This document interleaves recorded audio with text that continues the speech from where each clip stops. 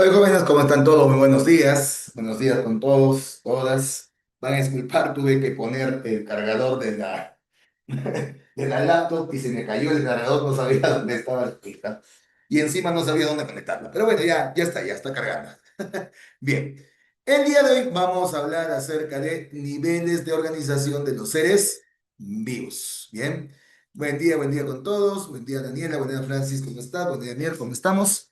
Bien. Vamos a hablar de niveles de organización de los seres vivos. Cómo los seres vivos van a estar organizándose de manera categórica, de manera jerárquica, desde lo más simple hasta lo más complejo. De eso hablaremos el día de hoy. Bien. Para tal caso, cabe mencionar que existen tres niveles que nos ha puesto en sí la OMSA. Los niveles químicos, que son los niveles abióticos, los niveles sin vida, los niveles biológicos, donde encontramos entonces ahí sí a la vida como tal, ¿no? La vida. Y también podemos hablar de los niveles ecológicos, donde se encuentran pues las asociaciones, las interacciones que existen entre los seres vivos. Bien, entonces empezamos con el primer nivel, los niveles químicos. Bien, niveles químicos. Bueno, nivel químico, donde vamos a encontrar varios subniveles, varios subniveles. Como he mencionado, el nivel químico es un nivel abiótico, un nivel sin vida, no hay vida acá. Bien, dentro de ello tenemos el subnivel atómico. Atómico quiere decir que hablamos de átomos. Bien, pero estos átomos no se encuentran pues bueno, se encuentran dentro de la tabla periódica, pero no es que vayamos a encontrar todos los átomos de la tabla periódica en el cuerpo de los seres vivos. Bien, existen muchos elementos químicos que no se encuentran en los seres vivos. Bien, la mayoría en realidad no está en los seres vivos y no tiene por qué estar. ¿No? Hay elementos químicos que son muy esenciales, llamados como elementos primarios, por ejemplo. Y hay otros que son más, digamos que menos relevantes, pero igualmente son necesarios para algunas especies, como son los elementos secundarios. Y hay otros elementos químicos que deben estar en muy pequeñas cantidades porque podrían ser perjudiciales en grandes cantidades, llamados como oligoelementos o bioelementos traza. Son aproximadamente 27 en total, ¿no? Hablamos de la combinación para todos los seres vivos en general, no solamente para el humano, sino la combinación en general. Y es evidente que en tu cuerpo pues, no va a haber uranio, no hay oro, no hay platino, no hay mercurio, o no debería haber. Algo importante que mencionar es que esto se refiere a que no debería haber. No es que necesariamente que no haya. Y es que algunas veces te puedes contaminar, pues. Pueden haber contaminantes que terminan dentro del cuerpo y ahora que lo expulses es bien complicado, ¿no? Entonces, todo ello hay que tomarlo en cuenta en el momento de realizar estas investigaciones, ¿no? No puedes presentar determinadas moléculas o elementos químicos, perdón, pero estas sí podrían influenciar cuando hablamos de contaminación. ¿Bien? Por ejemplo, hace unos días, no, pero en el siglo pasado, uno de sus compañeros, ¿no? En esa época estaba en la academia, y me dijo que había visto una investigación donde habían encontrado oro en una población. Bueno, pues, o sea, que haya oro dentro del cuerpo de una población de personas, bueno, pues es en realidad una situación preocupante. No es precisamente que haya oro normalmente en nuestro cuerpo, no, sino que se habían contaminado su chacrita, las personas que vivían en esa zona, habían sufrido contaminación por parte de una mina de oro que se encontraba junto a ella. Salió una publicación científica, es una publicación científica, pero hay que tener cuidado con las publicaciones científicas, pero, actualmente me refiero, ya el rigor científico se lo pasan por cualquier lado. Y es que algunos ponen pues como propaganda prácticamente. Se encontró oro en poblaciones de no sé qué. Cualquiera que lea piensa, entonces tenemos oro en nuestro cuerpo. Y no es así, ¿no? Lo que sucede es que tenemos contaminantes que pueden llegar a nuestro cuerpo. En este caso, pasó oro en el cuerpo de esas personas. Entonces hay que tener cuidado también con lo que decimos. En el siguiente nivel tenemos a las moléculas. Como bien deben saber por química, las moléculas resultan de la unión de los elementos químicos. Entonces, estas moléculas van a poder ser de dos tipos principales: moléculas homogéneas y moléculas heterogéneas. Las moléculas son homogéneas, corresponden a moléculas que van a presentar el mismo tipo de átomo, el mismo tipo de elemento químico. Por eso homogéneas, homo igual génesis de origen. Por ejemplo, el ozono y el oxígeno que pueden ver ahí abajo, ¿no? Pero también podemos hablar del nitrógeno molecular, el hidrógeno molecular. Sin embargo, cuando hablamos de biomoléculas heterogéneas, van a presentar diferentes tipos de átomos, diferentes tipos de elementos químicos. Así, por ejemplo, podemos hablar del metano, podemos hablar de la molécula de agua, ¿verdad? Pero eso como moléculas inorgánicas. Incluyen ello sales minerales, por ejemplo, ¿no? Sales minerales, como el carbonato de calcio, ¿bien? Como el carbonato de calcio. Ay, verdad que tengo que mandarles diapositivas. Me hace recordar, por favor, porque en realidad ahorita lo tengo como imagen. Porque mi problema con mi USB es que no le he cargado la diapositiva como tal, lo tengo como imagen. Y tiene que cargar todas las imágenes. En todo caso, hágame recordar, por favor, díganle a su monitora que me haga recordar que debo mandarle las diapositivas. ¿Bien?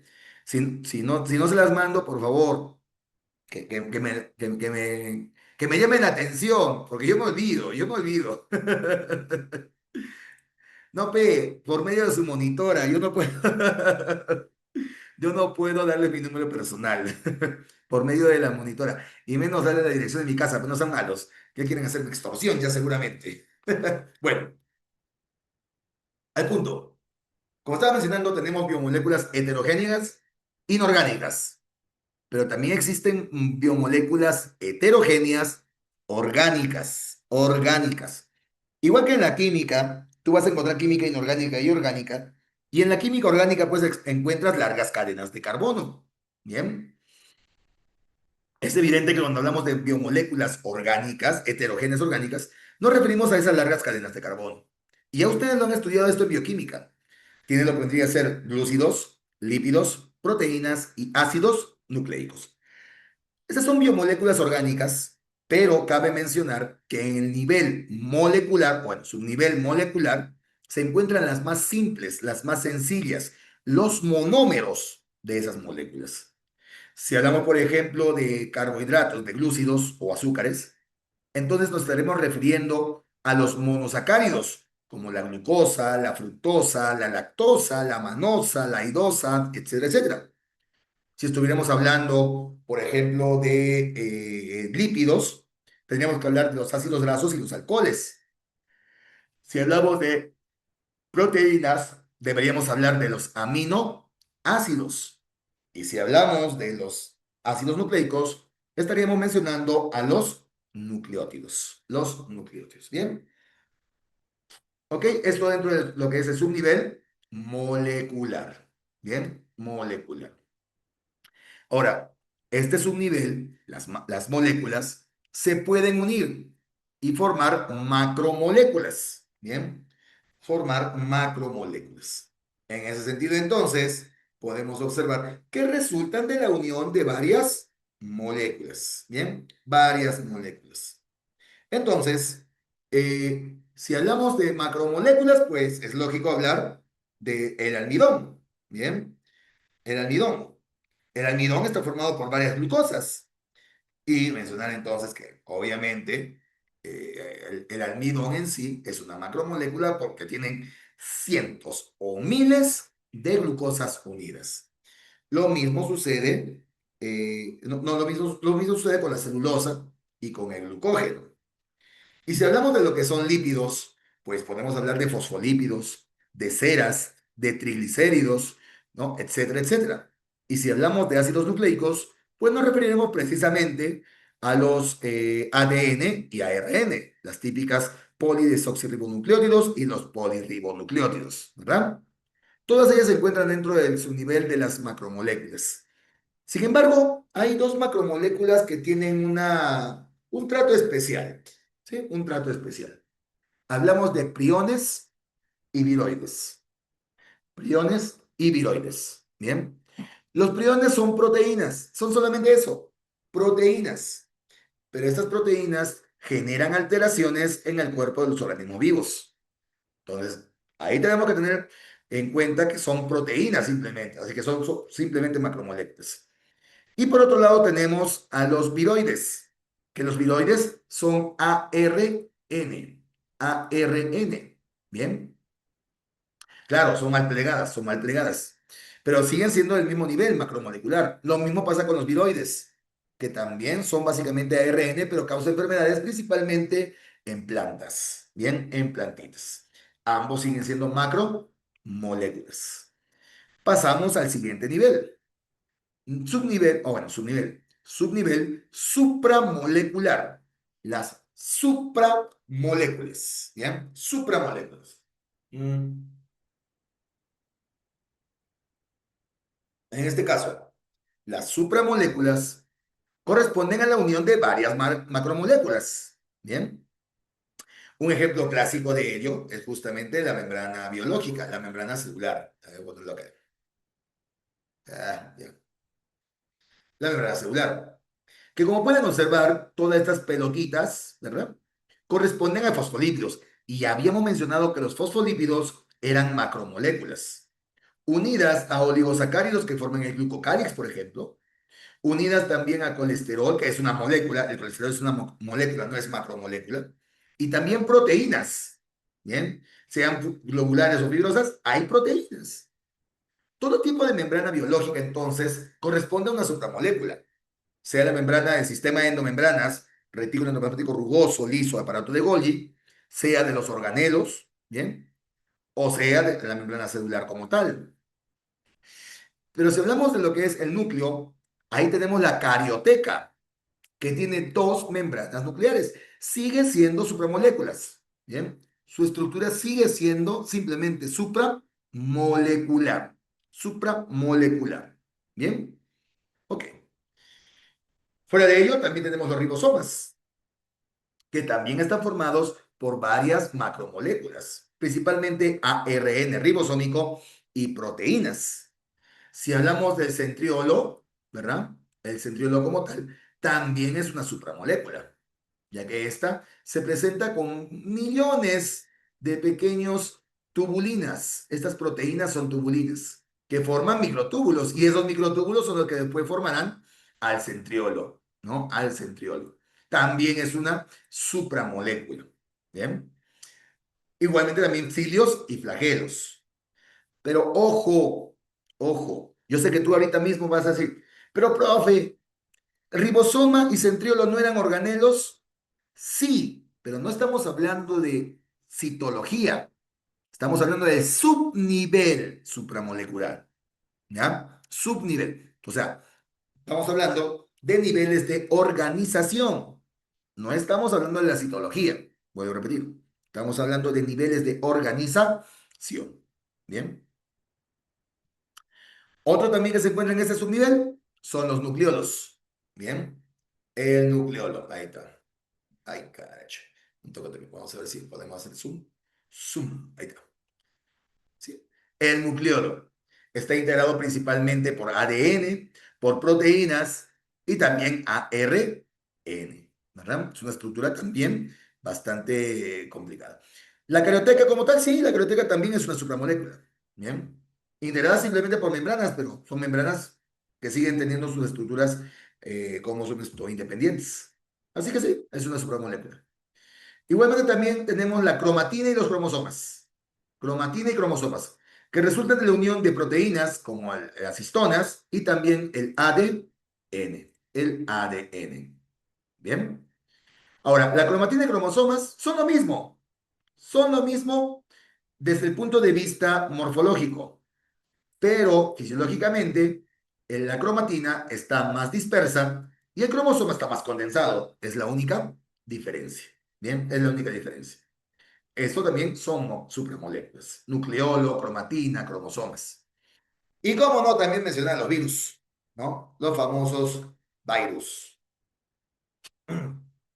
A ver, los virus están formados, muchos de ellos, por ácidos nucleicos y alrededor por la cápsula proteica, el capsómero, ¿no?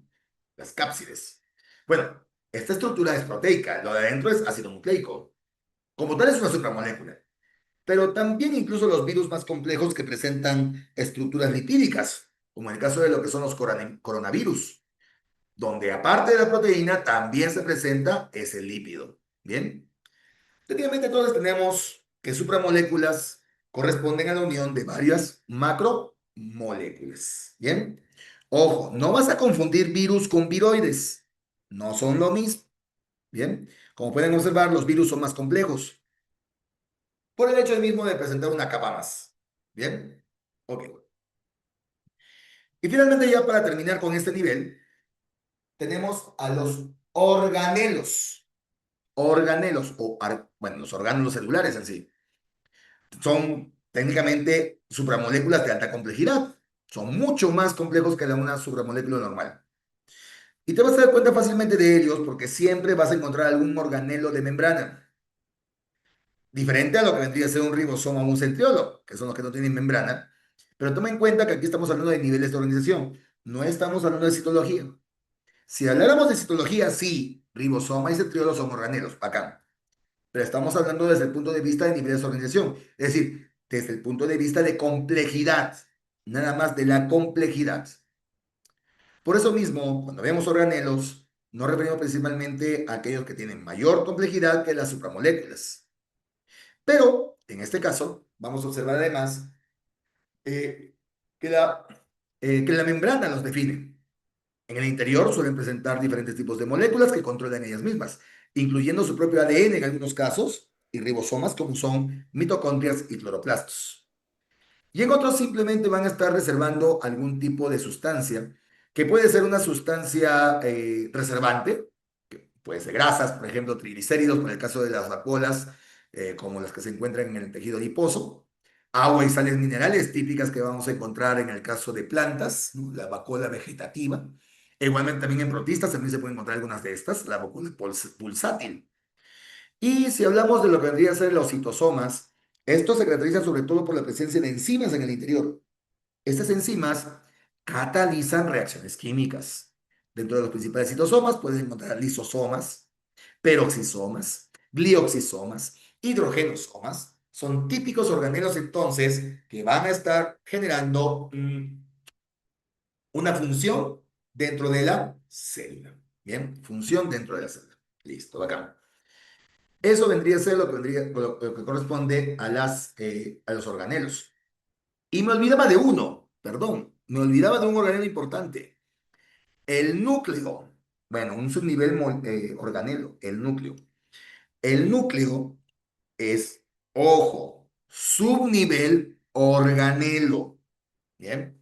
Yo sé que en citología, y está bien, se utiliza como núcleo, ¿no? Es el núcleo separado de los organelos, pero es porque estamos viéndolo por la funcionalidad. En la citología lo vas a ver así y está bien, pero desde el punto de vista del grado de organización, del grado de complejidad que presenta, el núcleo es un organelo. Bien, organelo. Cuidado con eso, por favor. Tengan cuidado. No lo traten como si fuera la citología. Esto no es citología. Esto es niveles de organización. Por favor, tengan cuidado con eso. Bien. Ok. Terminamos entonces ese nivel, el nivel químico. Vamos al siguiente nivel, correspondiente a los niveles biológicos. Bien, biológicos. En ese sentido, entonces, vamos a observar a la base de la vida, la célula. La célula, la base de todos los seres vivos. Es la unidad estructural morfológica, fisiológica, patológica, evolutiva, la unidad vital, ¿no? La unidad trófica, la unidad genética de todos los seres vivos. Esa es la célula. Y como tal tenemos dos tipos principales, las células procariotas y las células eucariotas. Bien, entonces, vamos a ponerlo acá. Vamos a definir a cada una de ellas. Célula procariota y célula eucariota. La célula procariota, para empezar, ojo con esto, chicos. Ojo con esto. Las células procariotas solamente son unicelulares. ¿Ya? Mm. No hay células procariotas pluricelulares. solamente son unicelulares. Bien.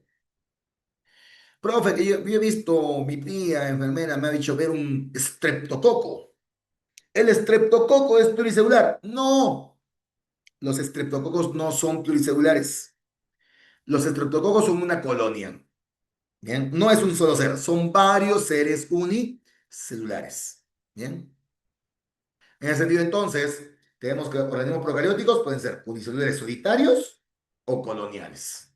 Bien, colonias. Y las colonias, bueno, colonia misma se puede encontrar en el caso de bacterias, por ejemplo, ¿no? Y cuando hablamos de colonias, debemos tomar en consideración a que es una población que ha sido formada, que ha sido originada por un solo ancestro, un solo organismo. Una población, conjunto de organismos de la misma especie. Pero cuando hablamos de una colonia, ya hablamos de una población cuyo ancestro es común para todos. O sea, todos han sido creados a través de ese ancestro y normalmente es por reproducción asexual. Bien, esa es una colonia, típica de observar en estas bacterias. Bien, ahora, cuando la colonia se cubre de un mucílago, se llama cenobio. Cenobio. Bien, a ver, vamos a verlo acá. Perdón. Esto de aquí, esto que estamos observando, no es un ser vivo, son varios seres vivos. Eso es una colonia. Es una estructura entonces que, como pueden observar, presenta el mismo tipo de células, ¿verdad? Todos han sido formados por el mismo ancestro y están, en este caso, unidos mediante una capa mucilaginosa. Eso blanquito que observan entre cada célula, ese es el mucílago. Ese mucílago los hace ser cenobios. Bien, eso es un cenobio. Muy bien. Eso para el caso de procariotas. Para el caso de eucariotas, hay tanto unicelulares como también pluricelulares, los dos tipos. Así que en el caso de unicelulares, lo mismo que en el anterior. Hay solitarios, hay coloniales y hay cenobios. Sobre todo en el caso de lo que son los protistas. Sobre todo de protistas. En cambio, si hablamos de pluricelulares, quiere decir que tienen varias células, ¿verdad? Pero el hecho de ser pluricelular no garantiza que formes tejidos. Bien. No garantiza que sean tisulares. Bien.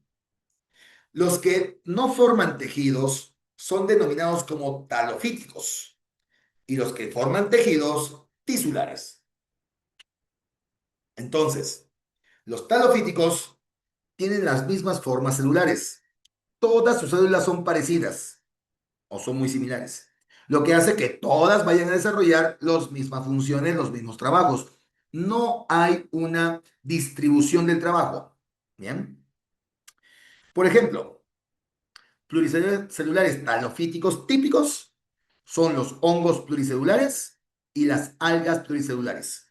Y digo y aclaro pluricelulares porque existen hongos y algas unicelulares. Bien. Pero aquí nos estamos refiriendo a los talos. Y los talos son pluricelulares, solo que no presentan diferenciación celular. Todas las células son muy similares. Por ejemplo, en un champiñón, tú vas a cortar un champiñón y te vas a dar cuenta que toditas sus celulitas son muy similares.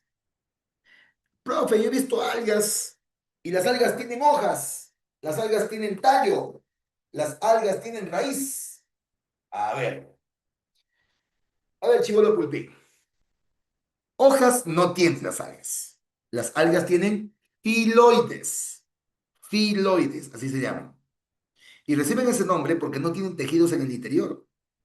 O sea, no hay diferenciación de trabajo. No hay xilema, no hay floema, no hay colénquima, no hay esclerénquima, no hay epidermis, no hay nada de esto. Todas las células son iguales.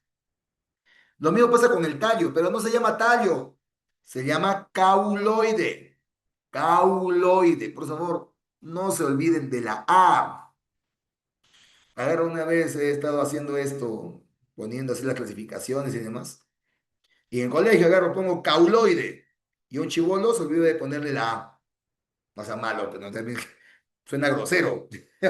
Pero bueno, entonces, el cauloide es el tallo de las algas y se llama así porque no tiene xilema, no tiene floema, no tiene colénquima, no tiene tejidos, no tiene células especializadas. ¿Bien?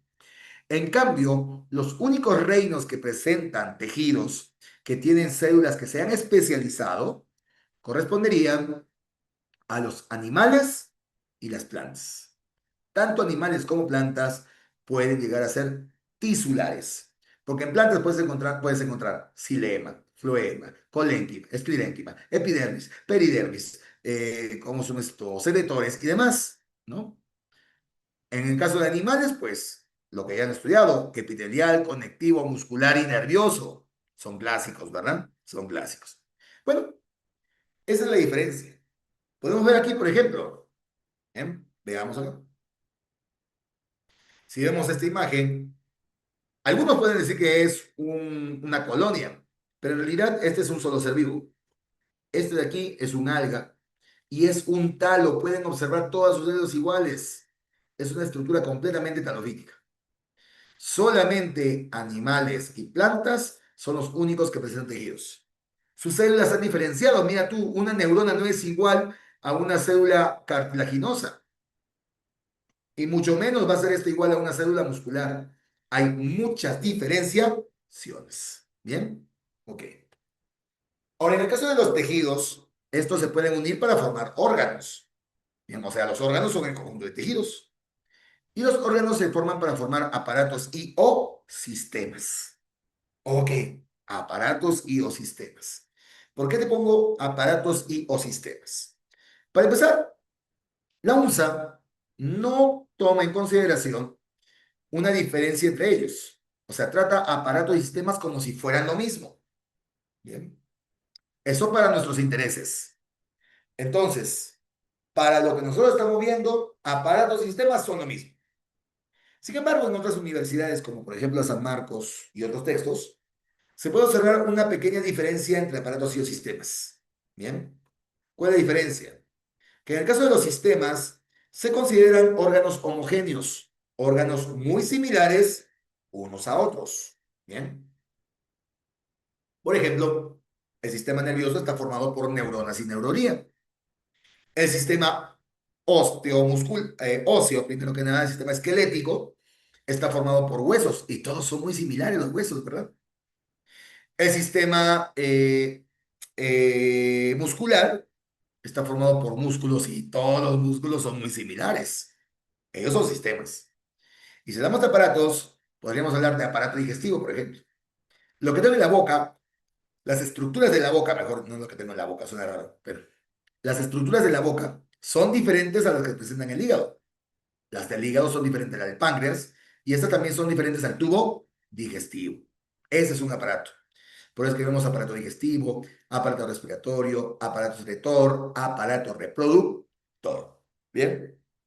Lo que genera entonces que vayamos a observar determinadas diferenciaciones importantísimas en estas estructuras. Pero, como voy a repetir, para nuestros fines, bueno, pues no lo consideramos. No lo consideramos. Ahora, tomar en cuenta que la vesícula biliar es un órgano. ¿Y por qué es un órgano? Porque presenta tejidos, ¿no? Tiene lo que es tejido epitelial, conectivo, muscular, más conectivo y después más epitelial, ¿no? En el caso de un hueso, pues un hueso también es un órgano, porque tiene varios tejidos, ¿no? Así, por ejemplo, en ese fémur, tú podrías definir el periósteo, tejido óseo compacto, óseo esponjoso, las trabéculas del óseo esponjoso, hematopoyético y sanguíneo, además también nervioso. Tiene varios tejidos. Entonces, ¿qué es? Es un órgano. La muela, una muela es un órgano, porque en la pulpa vas a encontrar, pues, tejido sanguíneo, conectivo, nervioso, si no, no dolería la muela, ¿no? No dolería. Bueno, ok, eso en los niveles biológicos, los niveles de la vida, ¿no? De la vida. Muy bien. Ya terminamos entonces con los niveles biológicos. Ahora, obviamente se forma el individuo. El individuo, como tal, podemos designar varios tipos de individuos, ¿no? Puede tener el individuo pluricelular, tisular, que somos nosotros, por ejemplo. El individuo pluricelular talofítico, el que está formado por talos. Y el individuo unicelular, que puede ser procariótico o eucariótico, depende de la especie que vayamos a observar. ¿Bien? Ok, listo. Eso en cuanto a los niveles de la vida, niveles biológicos. Vamos al siguiente nivel, nivel ecológico, también designado como nivel superior. En este nivel hablamos justamente de las relaciones que existen entre los organismos vivos. Los organismos vivos se interrelacionan. Bien. En el sentido entonces, podemos hablar de interrelaciones dadas por organismos de la misma especie en un mismo lugar, al cual se denomina como población. Bien, su nivel poblacional. La población entonces corresponde a organismos de la misma especie que están ubicados en una misma zona. Pero ya hemos mencionado la semana pasada cuáles son las características de la especie. Hemos mencionado que la especie es la base de la categoría taxonómica, es cierto, pero también hemos dado cuatro características. La primera, en una especie los organismos son similares, no exactamente iguales, son similares, se parecen. Bien. Dos, se pueden reproducir entre ellos, se reproducen entre sí. Tres, presentan descendencia fértil. Y cuatro, finalmente, van a tener ancestros comunes. Ancestros comunes. Esas son las cuatro características que normalmente presenta una especie. Yo puedo agarrar cualquiera de esas características y juntarlas con lugar o espacio y tengo el concepto de población, ¿no? Entonces, en lugar de estar metiéndole tanto floro, simplemente las características y el espacio. Las características de la especie me refiero. Bien. Así como, por ejemplo, los caballos son de la misma población, son de la misma especie también, ¿no? Entonces, son organismos muy similares. No son exactamente iguales, son muy similares. Lo mismo con los gatos, lo mismo con los osos panda, por ejemplo. Pero ojo, me estoy refiriendo a una población ecológica, a una población natural. ¿Bien? Porque muchas veces me dicen, profe, y si yo tomo características, entonces ya no sería una población natural, sería una población artificial para determinados intereses. Por eso esta clasificación artificial es utilitaria. No está mal, está muy bien, pero no es la población de la que estamos hablando. La población natural es por el espacio. La población artificial por alguna característica. Por ejemplo, digamos que estamos en una clase y yo solamente selecciono a las personas que tienen lentes, nada más, y pongo a ellos como una población. Y está bien, pero es una población por características, es una población artificial. Bien. Y eso lo vamos a observar justamente cuando hacemos algún tipo de investigación con un determinado factor o característica que de alguna manera me interesa. Bien. Eso corresponde a la población.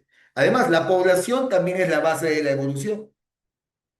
Para tal caso, uno de los organismos más, no puedo decir depredados, puedo decir básicamente eh, más separados, es justamente el puma con colo. Esta especie se puede extender desde Canadá, ¿no? Hasta lo que vendría a ser Chile, ¿no? Hay pumas en Chile, puma con colo en Chile. Bien. Ahora, este puma no es una especie continua. ¿Por qué? No, mejor dicho, no es una población continua. Vamos a observar que la especie en sí va a encontrarlo por toda la cordillera de los Andes, ¿bien? O buena parte de ella, pero después hay una gran separación para el puma que está cerca pues a Panamá, otra población la vamos a encontrar en México, otra la vamos a encontrar en Estados Unidos y Canadá, ¿bien? Entonces, todos son de la misma especie, puma con color, pero presentan diferentes subespecies ya que han existido, ya se han presentado algunas características que los han hecho variar. Entonces, estamos viendo actualmente, es una posible evolución del puma. En algún momento, por aislamiento reproductivo, estos pumas van a terminar generando nuevas especies. Entonces, ¿a dónde quiero llegar con todo esto? Que la población no solamente es la principal base de estudio de la ecología, sino también de la evolución, porque depende de dónde se encuentren, generarán nuevas adaptaciones. ¿Bien? Ok, ese es el nivel poblacional. En la comunidad, ay, che, esto debería haberlo cambiado, pero bueno, la comunidad corresponde ya a la, ¿cómo se llama esto? A la interacción que existe entre diferentes especies. Comunidad o biocenosis. Estas interacciones, estas interacciones son las que van a definir a la comunidad. Ojo con ello entonces, por si acaso. Aquí tengan cuidado. Ya, tengan cuidado. No es lo mismo biota que comunidad. Si yo digo, por ejemplo, en Chihuahua hay zorro, zorrino, por ahí ratoncitos, ratones, águilas, halcones, lechuzas, búhos, tola, ichu, queñua, por decir algunas especies, pues lo que estoy diciendo es una biota. Para que tenga una comunidad debe existir una interacción. Así, por ejemplo, los ratones, las ratas consumen semillas. Ahora, el zorro, el zorrino, águilas, ratones y demás pueden comerse a ese individuo, ¿bien? A ese, ¿cómo se llama esto? Al ratón a las ratas y ratones, ¿bien? Entonces, estoy determinando una interacción entre ellos, una interacción que puede estar dándose de manera negativa, como también puede ser de manera positiva, pues. Por ejemplo, ahí tenemos lo que es un mutualismo, una protocooperación, una foresia, ahí ven el capibara encima del caimán justamente. Y como no, también inquilinismo. Todas ellas son interacciones positivas entre los organismos. Bien. Como tal, también existen que las negativas. Con ustedes, el más grande depredador de todos, el gato. Bien. El gato. Siempre les hago reducir al gato. ¿Por qué? Porque que un gato se escape de tu casa en un área natural es fatal. Los gatos son los mayores depredadores que existen en el planeta. Pueden matar de todo. Bueno, no un tiburón, pero en definitiva sí pueden matar a muchas especies. Por ejemplo, serpientes, pueden matar ratones, ratas. Es cierto que pueden matar plagas también, es cierto, pero también pueden llegar a generar graves estragos sobre algunas especies, ¿no? Sus heces ácidas provocan que muchas plantas no puedan progresar. El hecho de que vayan a estar comiéndose ratas y ratones le hace competencia a mustélidos como hurones o en todo caso comadrejas e incluso la muerte de muchas especies de serpientes. Por eso, un gato solo debe estar en casa. Bien, no debe salir a otros lados. Eso, tómalo en cuenta. Bien, sigamos. Ahora, del biotopo, no, perdón, de la comunidad, pasamos a los ecosistemas.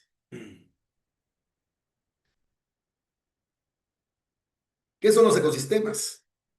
Corresponde la interacción también, pero en este caso, entre la comunidad o biocenosis y el biotopo. El biotopo corresponde a todo aquello que no van a presentar, que no van a presentar vida, pero que tiene influencia sobre los seres vivos. Así entonces, podemos observar el aire, ¿no? El aire es ¿cómo es esto? Un factor abiótico, no tiene vida, pero que tiene mucha influencia sobre los seres vivos. La calidad de aire puede limitar la vida. Así, por ejemplo, una poca cantidad de oxígeno podría llegar a matar muchas especies hoy en día. Igualmente también si hablamos de la salinidad, tomen en cuenta, pues, si yo agarro un pez de agua dulce, como por ejemplo una trucha, y la pongo en el mar, ¿de qué se muere? ¿Cuál es la razón de la muerte? Pues, irónicamente, deshidratación. Irónico que ante tanta agua, igualmente nos deshidratemos y nos podemos a morir, ¿no? Entonces, sí, el ambiente va a estar determinando, pues, la forma en cómo los organismos van a tener adaptaciones para poder mantenerse vivos. Tomen en cuenta, pues, por ejemplo, ¿no? Es también otra forma bastante interesante, ¿no? De observar cómo es la vida. No es lo mismo que plantes en tu jardín pasto dulce a que plantes, por ejemplo, salicornias, ¿no? Porque dependiendo de tu cantidad de sales en el suelo, las plantas o progresan o se mueren. Si hay muchas sales, el que es más sensible va a ser siempre ¿cómo se llama esto? El pasto. El pasto se va a morir sí o sí. Pero, por ejemplo, geranio o salicornias difícilmente se van a morir. Sobre todo porque el geranio es muy resistente, ¿ah? Por eso hay tanto suelos un poco salinos, no mucho, pero sí un poco salinos, también como suelos muy dulces.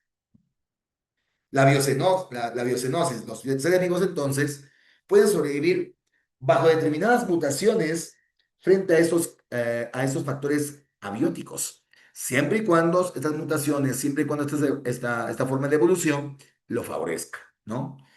Y no solamente hablamos del suelo, el aire, el agua, otros componentes como por ejemplo las precipitaciones, la humedad, o también podemos hablar de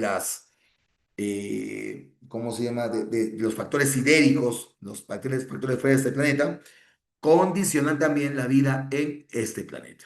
¿Bien? ¿Ok? Esos son los ecosistemas. Biomas. Biomas. Corresponde al conjunto de ecosistemas. ¿Bien? Conjunto de ecosistemas que tienen las mismas características climáticas, los mismos climas. El presentar un mismo clima favorece que exista pues un determinado clima, ¿no? Ah, perdón. El estar presente, que los ecosistemas se desarrollen en una determinada zona del planeta por latitud y altitud, van a determinar un determinado clima. ¿Bien? Si estamos en las zonas polares, el frío no va a permitir que haya muchas precipitaciones, dándose, por ejemplo, tundras. Pero si estamos en zonas tropicales, es más probable que haya normalmente más humedad y por lo tanto se desarrollen determinadas formas de vida, como árboles y especies de felinos gigantes, como el caso del jaguar, ¿no? Entonces, los biomas están delimitados principalmente por el clima, por el clima. Listo. Esto vamos a hablar de manera más, ¿cómo se llama esto? Más tendida, más larga, su propio capítulo. El capítulo de biomas. Biosfera. Biosfera. Ok. Mm. Esto ya ha venido en examen de admisión. Ya se ha dado a principios de años, si mal no recuerdo. Bien. Biosfera significa esfera de vida o esfera viva. Corresponde a todos los seres vivos junto con sus respectivos lugares, ¿no? De supervivencia que se encuentran en el planeta Tierra. Se le atribuye una capa de aproximadamente 20 kilómetros, ¿no? Es una capa que tiene 10 kilómetros por encima del nivel del mar y 10 kilómetros por debajo, aproximadamente. ¿Bien? Esto principalmente los 10 kilómetros en la parte de la atmósfera, porque esa es donde termina la troposfera, donde termina la mayor cantidad de oxígeno que podemos captar. Y hacia la parte de abajo la hidrosfera, ¿no? Porque es donde delimita principalmente las grandes fosas, como es la famosa fosa de las Marianas. Bien, fosa de las Marianas. Entonces tenemos ese subnivel de la biosfera. Son 20 kilómetros de seres vivos que presenta el planeta Tierra. Bien. Y finalmente tenemos el último nivel, o bueno, subnivel, la ecosfera. Técnicamente podríamos decir que son todas las zonas del planeta, del universo donde se puede albergar la vida, o donde puede haber vida. Pero la única ecosfera que tenemos es el planeta Tierra, ¿no? Con sus respectivos componentes, geósfera, litosfera, hidrosfera y sobre todo la biosfera. La única ecosfera que conocemos hoy en día es el planeta Tierra. La conocemos eh, a ciencia cierta, pero ¿pueden haber otras ecosferas? Pues sí, es factible. La famosa paradoja de Fermi, la paradoja de Fermi me dice, o dice, menciona, que ante tantas estrellas o sistemas estelares, ante tantos planetas, es factible que exista vida en otros lados del universo. ¿Cuál es el detalle? Si hay vida, esta será vida inteligente. Y si es vida inteligente, esta tendrá la capacidad de poder viajar entre estrellas y poder venir a visitarnos. Bueno, pero bacán si es así. Pero, ¿con qué intenciones vendría?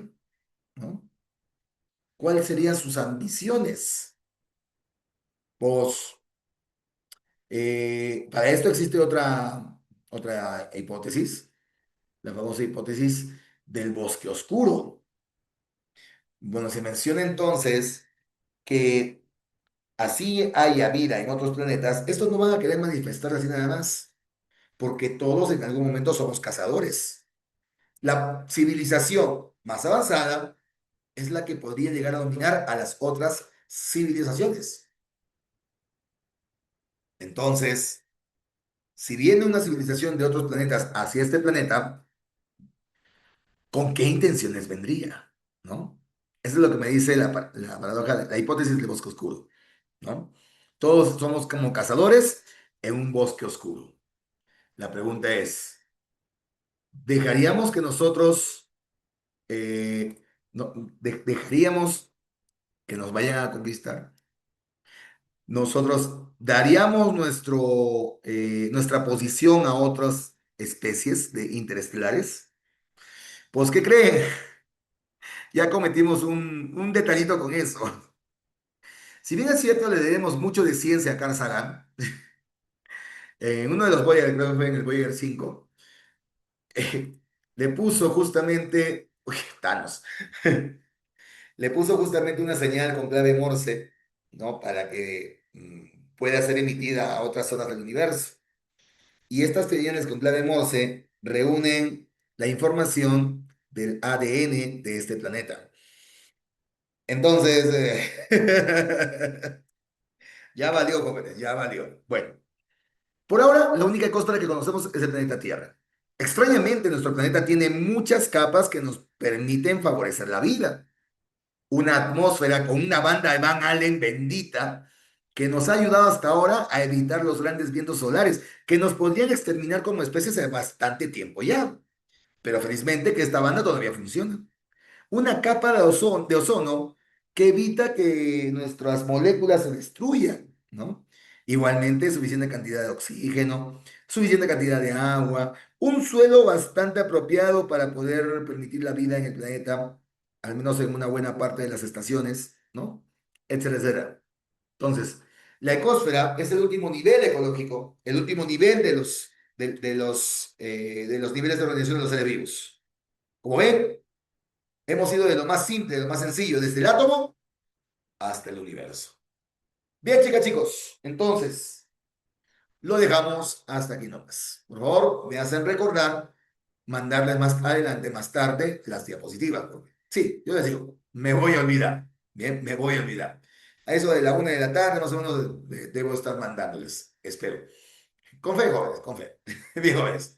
Hasta aquí mi lactancia del día de hoy. Nos vemos en la próxima clase. En el ranking va a venir clasificaciones de seres vivos para ingenierías. Y para biomédicas les he puesto clasificaciones de seres vivos y reinos, arqueas y monera. Pues el reino arquea, las arqueobacterias, y el reino monera, o bueno, las bacterias en sí. Bien. Ojo, ojo, chicos, en mi curso de biología 2 no soy todas las biologías, solamente biología 2. Oye, jóvenes, nos vemos, cuídense mucho. Bye bye.